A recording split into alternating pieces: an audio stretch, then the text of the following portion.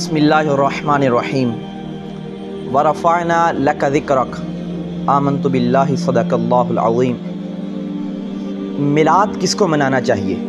میلاد ہر اس بیٹی کو منانا چاہیے کہ جسے میرے آقا کی آمد سے پہلے زندہ درگور کر دیا جاتا تھا۔ میرے آقا کی آمد ہوئی، میرے آقا نے فرمایا کہ جو باپ ایک بیٹی کی پرورش کرے گا، اسے پال پوس کر اس کی شادی کرے گا، میں اللہ کا رسول اس کا ہاتھ پکڑ کر جنت میں داخل فرماؤں گا۔ میلاد ہر اس ماں کو منانا چاہیے کہ جس کے گلے میں رسی ڈال کر اسے منڈیوں میں بیچا جاتا تھا۔ میرے آقا کی آمد ہوئی، میرے آقا علیہ السلام نے فرمایا کہ جنت 7 آسمانوں کے اوپر سدرۃ المنتہا کے پاس تھی، میں نے کھینچ کر ماں کے قدموں کے تلے رکھ دی۔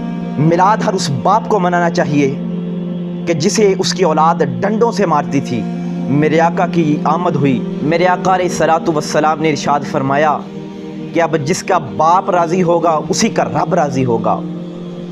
میلاد ہر اس غریب کو منانا چاہیے کہ جسے منڈیوں میں بھینسوں کی طرح بیچا جاتا تھا۔ میرے آقا علیہ السلام کی آمد ہوئی، میرے آقا نے بلال حبشی کو گلے لگا کر یہ بتا دیا کہ کل جنت میں جب میں جاؤں گا میرے آگے بھی غریب ہوں گے، میرے پیچھے بھی غریب ہوں گے، میرے دائیں اور بائیں جانب بھی غریب ہوں گے، امیر ویٹنگ لسٹ میں ہوگا۔ اور میلاد ہر اس بزرگ کو منانا چاہیے کہ مصطفیٰ کریم نے فرمایا کہ جس نے سفید داڑھی کی عزت کی اس نے تو رب کی عزت کی۔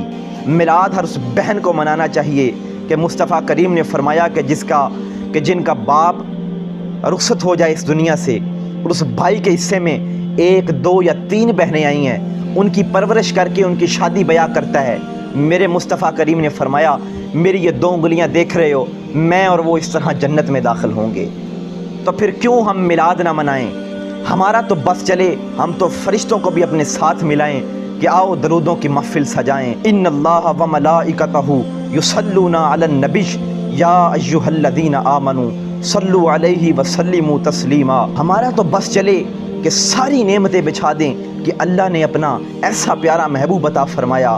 ہمارے امام نے فرمایا حشر تک ڈالیں گے پیدائش مولا کی دھوم، خاک ہو جائیں عدو جل کر مگر رضا، دم میں جب تک دم ہے ذکر ان کا سناتے جائیں گے، ذکر ان کا سناتے جائیں گے۔